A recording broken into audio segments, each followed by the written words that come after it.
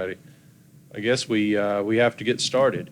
So we had a slight change in title for this presentation. It says finding DDBs in the description, but actually it's automated identification of dry detention basins in Greenville. Yeah, so we're using a free and open source approach because why not? That's me, Rob Howard. I do mappy things, GIS, have for a long time. Worked on something called the North Carolina Coastal Atlas Project. Don't know if anyone remembers that a few years back. Yeah, this is Phil. Hello. Phil's a geography graduate student, graduating soon if anyone needs a... Hire me. Yes. So also Part 107 certified remote pilot and military vet. So he's house trained and everything. Yep. So just to get started, part one, setting up the context for the project. And so, you were going to do this? Yeah, I'll take it. All right. So the Greenville DDB project is a multi-group sort of approach. Basically, Greenville is really prone to flooding, and like many places throughout eastern North Carolina, it's just full of really old stormwater control measures. Especially in the city of Greenville, they tend to be sort of approaching the end of life as they were starting to be implemented way back in the 50s. As most people who deal with stormwater know, the state design manual didn't actually get published until 2017. So there's a lot of inconsistencies from stormwater feature to stormwater feature. Our role, as we're being funded by the environmental enhancement grants, is to create a database where we can catalog all these stormwater detention features. So these are all the primary objectives, because the long-term goal of the project, involving many, many more people than just us, involves supporting retrofit proposals for the DDBs in Greenville. So this is just an outline of our timeline. Basically, this is going to be a multi-year project. Right now, we are just starting into year 2. A lot of this is going to start including analysis for prioritization of these DDBs throughout the city. So for anybody who's not familiar with the Greenville area, it's about an hour and a half east of Raleigh. It sits right on the Tar River. It is in the coastal floodplain. And we're mostly a college school, aside from the health campus, which at this point is part of the college anyways. There's a lot of old communities there in very low-lying lands that get a lot of flooding issues when all these tropical depressions come through during the summertime, and we just see, this massive increase in precipitation. So to make sure that we're all talking on the same points here, this is a dry detention basin. It's a particular kind of stormwater control measure that fits within the larger scope of stormwater infrastructure within the city. So these points here are all taken straight out of the Stormwater Design Manual from the NCDEQ. When we're looking at a properly engineered, up-to-date DDB, what we're looking for is a temporary pool that's going to be lower than the berm around it. It's going to have uniform grading to direct the water and to slow it from going through, because that's the point of a dry detention basin. Most of the time it's empty. It's not going to hold water all the time, and it's designed to just slow those peak stormwater runoff rates. So we've got certain things that we're looking for there as well. Between the inlet and the outlet, we want to maximize the slowing of that water flow, essentially. And there are various different ways to approach that. That's really for later in the project and not necessarily part of this GIS work that we're covering here. However, this is a really good example of what your average DDB looks like in Greenville. And this is probably in better condition as far as they go. Because really, in the end, it's just going to be sort of a big ditch in the ground that's designed to slow these things. So this is at a big residential area that's got a ton of impervious surface around it. So it collects a lot of chemicals from stormwater runoff, and it collects a lot of pollution from the nearby folks. So we're really trying to just characterize how these all look from a GIS level, so we don't have to manually scour the city on our little feet walking around trying to catalog them. Thanks. Yeah, so I'm going to talk a little bit about the technical framework for doing this and the GIS. And so I want to start by actually saying that I'm probably going to go way too fast. I have like 40 slides to get through in 10 minutes. So a lot of code and stuff. I think these slides will be available from the conference site, so if folks want to have a closer look. Right, so the workflow. Started data acquisition, obviously, and then we used GDAL for our contouring. We ingested that all into PostGIS along with the LiDAR DEMs. We filtered, we graded the polygons, we calculated volume, shape metrics, and relationships for all these features. We trained a model, and then we applied the model. So the required data for this, we used a North Carolina QL2 LiDAR DEM, the ones you can just go and grab right from the state. The 3.125 foot resolution, so approximately 1 meter. We also had City of Greenville stormwater GIS assets, which aren't a hard requirement, but they're very nice to have, right, for something like this. We have, of course, statewide road center lines, characteristics, railroad center lines, building footprints, national hydrography data set, high-res, and then USDA Surgo soils data were all used. So contour generation, I mean, we just straight up use GDAL command line. Contouring command would look something like that for a basic contouring task. We tried 10, 5, 1, and 1/2 foot contour intervals, and I know you're thinking, holy crap, what were you thinking, 1/2 foot? And that's exactly the way I felt. But what we figured out is that the tighter intervals did improve the boundary delineations for our basins, even though we thought there's no possible way that that gets better. So that yielded 22 million contours across the study area, right, that we had to deal with. And that took about 20 minutes runtime on sort of a modest Dell PC, standard run-of-the-mill. So then we ingested it all into PostGIS. And I get a lot of questions as to why we used PostGIS. And really, okay, so I mean, PostGIS is a robust and performant system backed by a really nice open source RDBMS. SQL syntax is great if you're familiar with it. Well documented, lots of examples. Millions of features aren't a problem, and it's a backing data store that we hope to use for a web-based tool going forward, right? So we worked exclusively with vector data whenever we could because we intended to make interactive tools that are on the web that allow you to retrain models or just refilter the data to get different views. So we ingested it, we filtered it. There were a couple of immediate, obvious things that we could do to reduce the number of features we're dealing with. If it doesn't form a closed loop inside the AOI, it gets excluded. If it intersects a known feature, a building, a buffered road or railroad center line, or a hydro feature, excluded.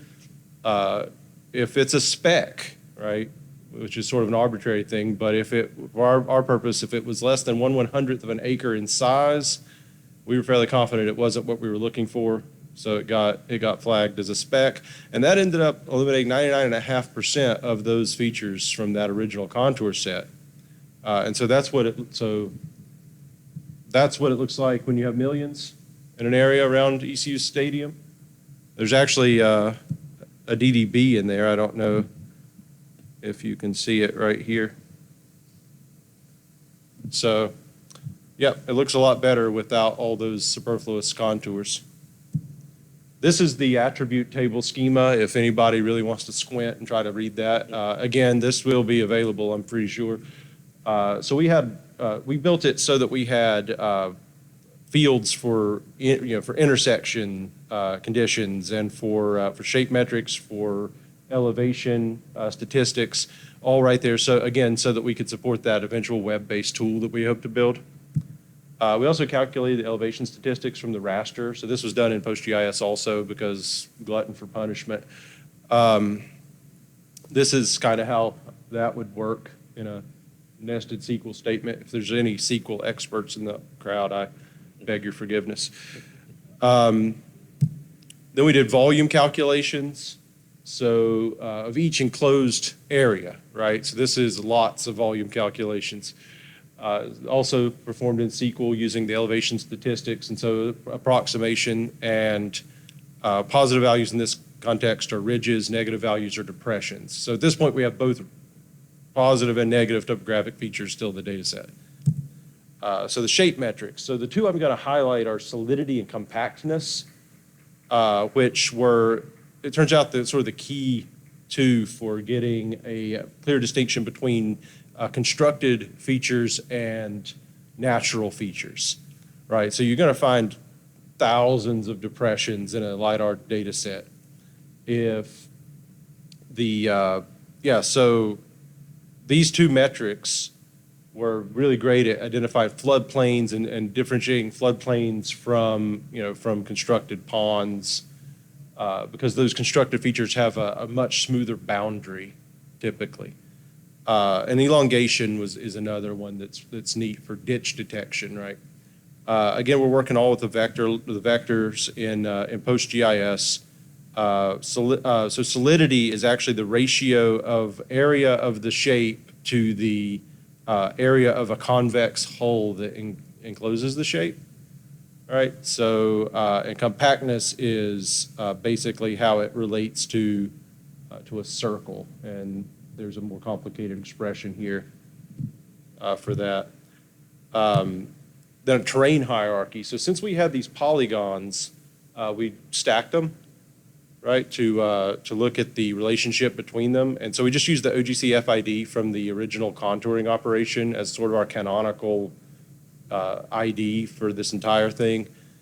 Contours never overlap if they're actually contours or elevation contours. So if you see overlapping contours, something's wrong. So that means that sorting by area on these tables, these mappings of the ID to their immediate parent, allows us to do both up tree and down tree movement on the graph. So we wanted to use a machine learning framework of some kind to identify, so what is the old saying? If you do better than a coin flip, thumbs up. So we were hoping, can we identify these more accurately than a coin? The answer is yes. We use decision tree. Well, we started with decision trees just because it's conceptually easy. This is a sort of a perfect decision tree with binary yes, no as its output, right? In real life, these things don't look like that. They look like this. Right, so this is what one of the trees from this run actually looks like. And I should also say that I actually grabbed this out of one of the random forest ensembles, so it wasn't trained in isolation. So then we actually used a random forest method because like decision trees, it's classification or regression, but it fixes a few of the shortcomings that are inherent in decision tree models.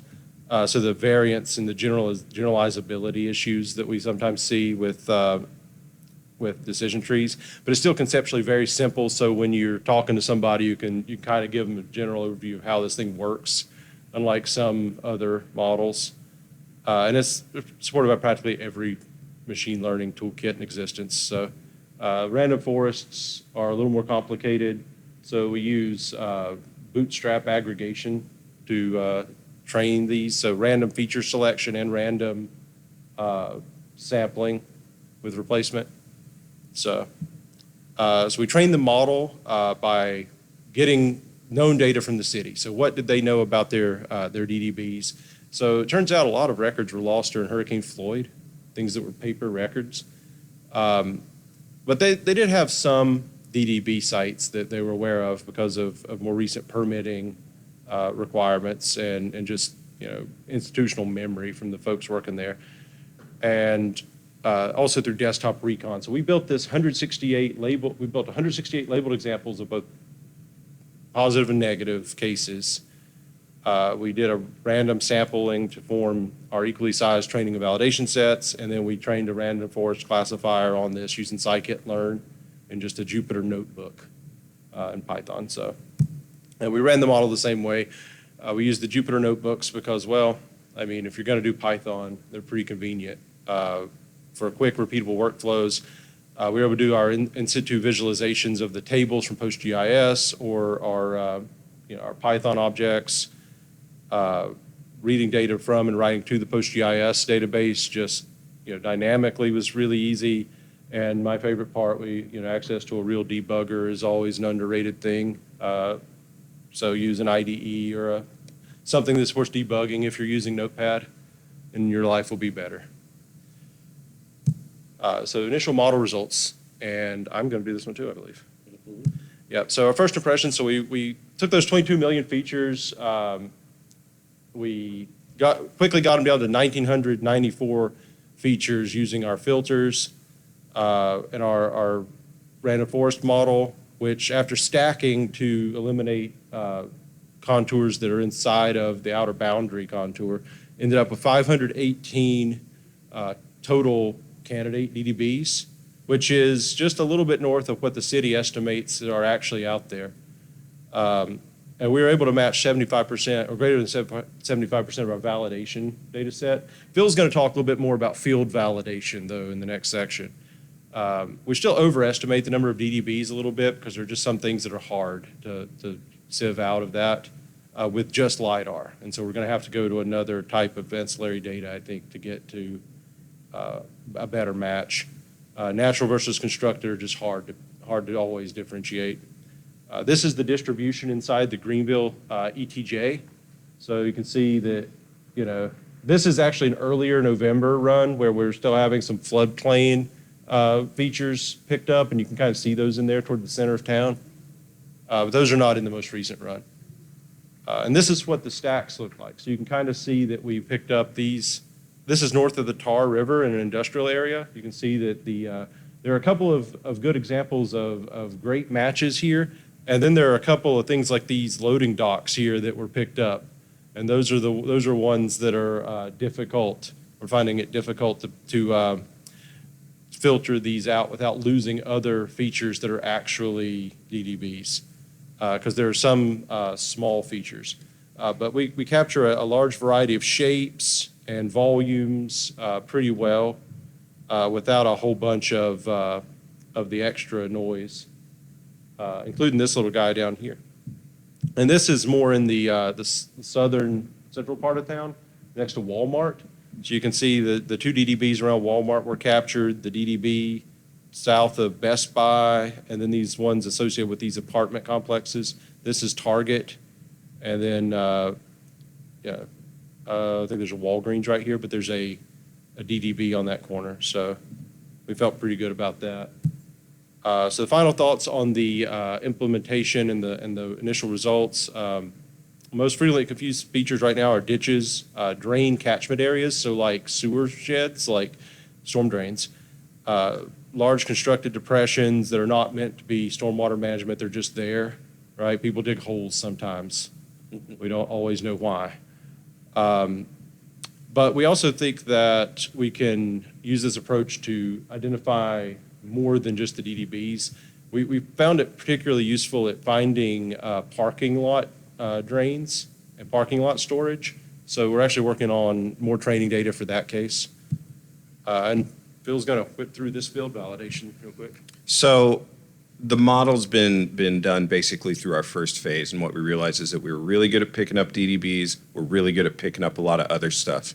So part of the importance with that is going out to do field verifications to figure out why we're picking up the other stuff, see if there are more factors that we're not incorporating into the model. That's the point of these field verifications. Additionally, we are eventually going to incorporate this into a decision matrix to figure out which ones need to be prioritized for retrofit. So we're also collecting sort of the current status of these DDBs as well. So this is a selection that we handpicked just from basically finding the DDBs on the list, matching them to an address in Google Maps, and just sort of figuring this is probably a DDB and not just a ditch. Because since DDBs come in a lot of different sizes and shapes, some things are just holes in the ground. So this is the point of the field verification, is to go out and see how good the model is actually doing other than just prediction. So this is one of the best examples of a DDB in Greenville. You can see here all this purple area is that low temporary pool that's graded towards this grate. This is actually part of the spillover grate, but there's an outlet pipe just below there.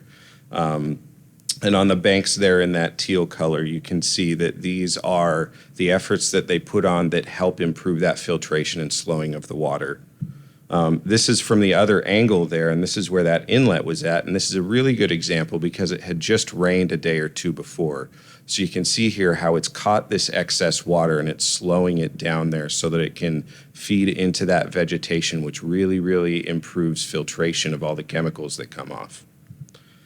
This is another just generic looking one. This is over by Lowe's. This is a pretty good standard representation of ones that are generally newer.